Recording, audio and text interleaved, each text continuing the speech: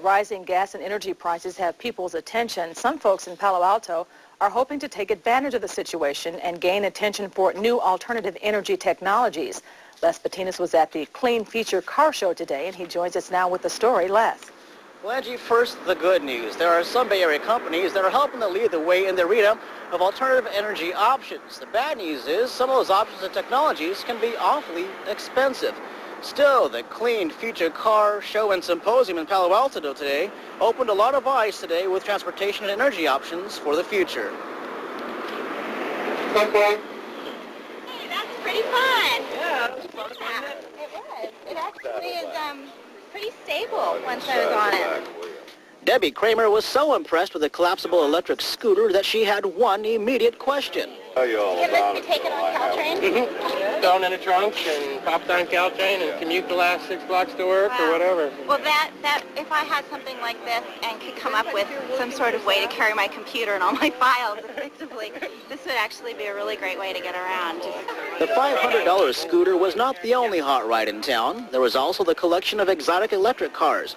There was the new generation and the old, like this convertible MG that had been converted from gas power to plugged-in power. How fast does this baby go? Well, it's enough for a ticket. I've kept up with the flow of traffic on 280 before, which is usually running over the speed limit. So it goes fast enough. It was all part of the Clean Feature Car Show in front of the Palo Alto City Hall, where local politicians mixed ideas with alternative energy leaders. I think one of the major differences of opinion that folks are going to talk about tonight is what's practical and what's not. As you said, there have been a lot of discussions for a long time about meaningful alternatives.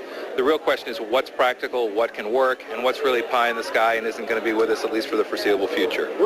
Some folks may not see electric cars as practical. For instance, the new fancy GM-made EV1 costs $43,000. $30,000 of that is in the battery. It costs $5,000 to $20,000 to convert gas cars to electric cars, but some say it's worth it to make the switch. By the time you pay for the batteries and you pay for the charging in between, you're still less than the price of gas by a little bit.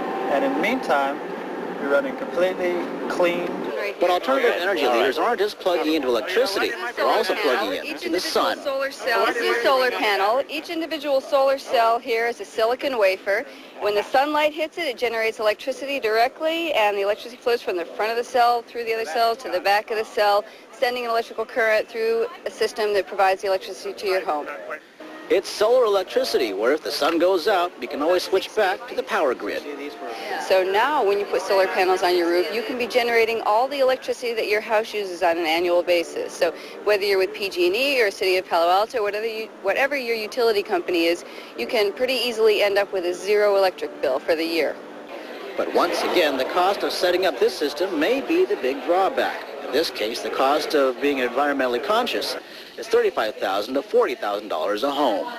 It is pretty expensive. The reason that people are willing to plunk down $20,000 for their home improvement project, which will provide all of the electricity that they will use for the next 20, 30, 40 years, is not because it's cost effective in the short run. It is cost effective in the long run, but the main reason people are doing that is because they feel strongly that we need to start doing something about the environment.